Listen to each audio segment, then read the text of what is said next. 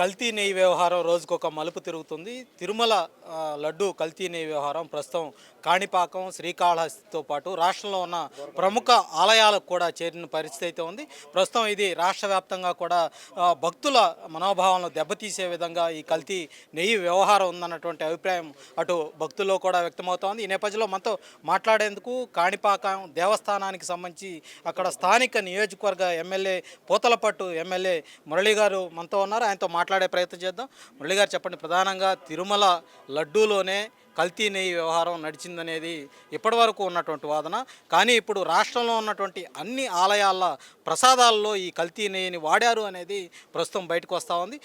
ప్రధానంగా మీ దేవాలయం కాణిపాకం వినాయకుడంటే ఈ భక్తులంతా కూడా ఎంతో విశ్వాసంతో ఉంటారు. అలాంటి ప్రసాదాన్ని స్వీకరించేందుకు భక్తులు ఎంతో భక్తి శ్రద్ధలతో ఆ ప్రసాదం తీసుకునేందుకు సిద్ధమవుతారు. కానీ ఇవాళ ఆ ప్రసాదంలో కూడా కల్తీ నెయ్యి కలిసిందనేది ప్రస్తుతం బయట ప్రపంచానికి తెలిసినటువంటి వార్త. ఈ నేపథ్యంలో మీరు ఎమ్మెల్యేగా ఎలా స్పందిస్తారు? గడిచిన 2 రోజులుగా ఇలాంటి ఆరోపణలు వినిపిస్తూ ఉన్నాయి.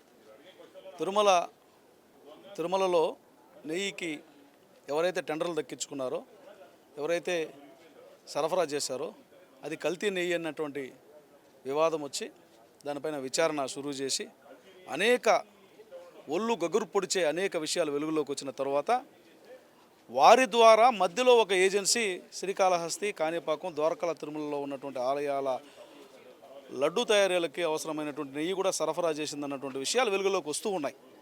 మరి వాటి మీద తేల్చాల్సినటువంటి బాధ్యత ప్రభుత్వంగా మా మీద కూడా ఉంది. ఆరోపణలు వచ్చినప్పుడు వాటిని ప్రజలకి వాస్తవం ఏందని తెలియజేయాలి కాబట్టి ప్రభుత్వాన్ని కోరుతున్నా. ఒకవేళ అలా జరిగి ఉంటే ఖచ్చితంగా ఇక్కడ కూడా దానికి పాత్రదారులు ఎవరు, సూత్రధారులు ఎవరు, లేదంటే మధ్యలో ఏజెన్సీలను పెట్టి వాళ్ళే సరఫరా చేశారా, ఈ విషయాలన్నింటినీ కూడా వెలుగులోకి తీసుకొని కఠినమైనటువంటి శిక్షలు వారికి వేయాలని నేను డిమాండ్ చేస్తున్నా. ముఖ్యంగా కల్తీ నెయ్యి వ్యవహారంలో మనిషి అనే వాళ్ళు ఎవరూ కూడా దాన్ని అంగీకరించరు. కానీ నిస్సిగ్గుగా వైసీపీ నాయకులు జంతువుల వ్యర్థాలు గలవలేదు, పంది కొవ్వు గలవలేదు అన్నటువంటి మూర్ఖవాదన చేస్తున్నారు.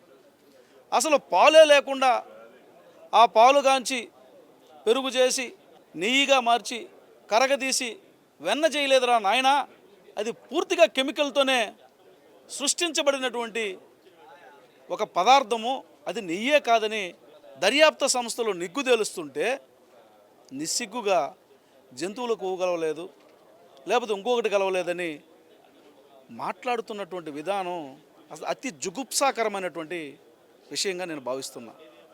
ఎందుకంటే తప్పు జరిగినప్పుడు లెంపలేసుకొని క్షమాపణ చెప్పాల్సినటువంటి బాధ్యత వాళ్ళకు ఉంది. మీ ద్వారా జరిగిందా లేదా అన్నటువంటి విషయం మీద మీరు క్లారిటీ ఇవ్వాల్సిన అవసరం ఉంది.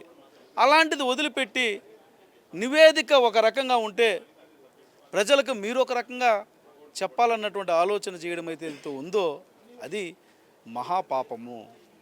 తిరుపతి దేవస్థానం నడుస్తున్నదే ధర్మం మీద ఆధారపడి.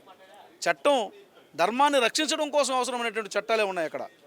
తిరుమలలో లడ్డు అధిక ధరకు అమ్మితే ఎందుకు శిక్షిస్తారంటే అది అధర్మం కాబట్టి.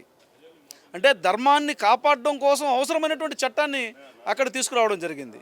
మరి అలాంటి ధర్మ ఆధారితమైనటువంటి వ్యవస్థలో జరిగినటువంటి ఈ లోపాన్ని మీరు మాట్లాడుతున్నటువంటి విధానం, అసలు మిమ్మల్ని మనుషులు అంటారా?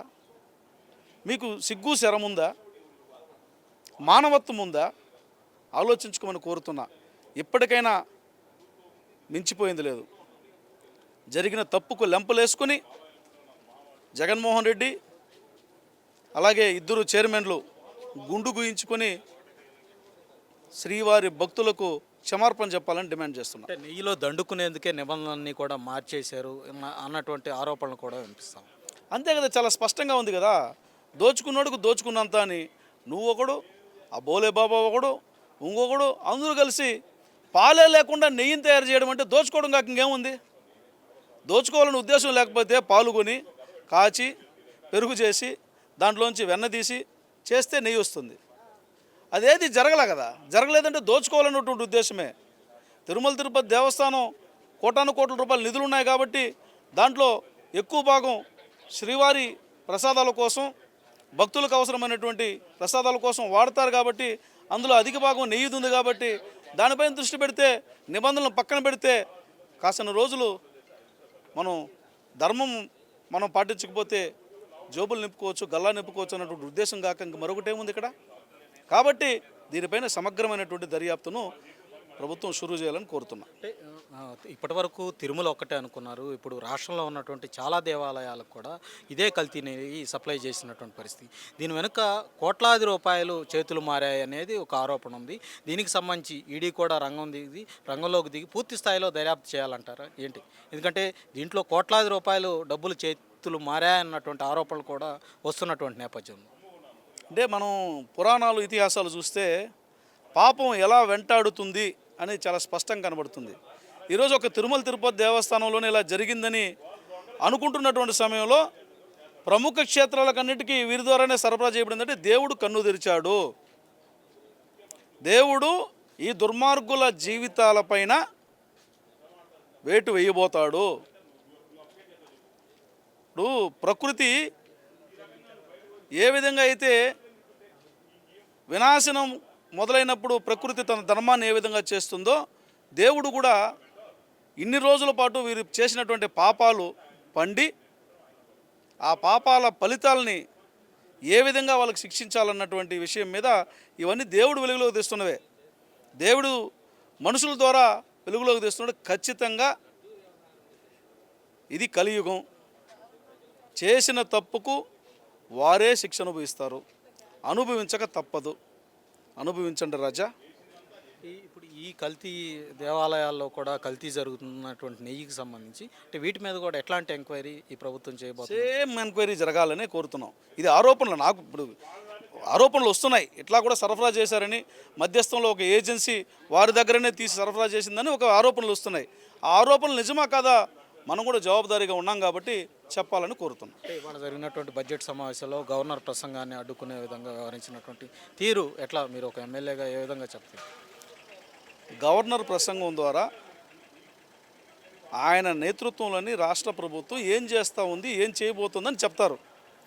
మరి ఏం చేస్తూ ఉంది, ఏం చేయబోతుందని ఆయన చెప్పిన తర్వాత ఇందులో వాస్తవం ఉందా, అవాస్తవం ఉందా, చేసినటువంటి విషయాలు జరిగినవా కాదా, చేయబోతున్నటువంటి విషయాలు సాధ్యమయ్యేవా కావా, వీటి మీద జనానికి నువ్వేమైనా చెప్పాలి. ఒక బాధ్యతాయుతమైనటువంటి రాజకీయ నాయకుడి లక్షణం.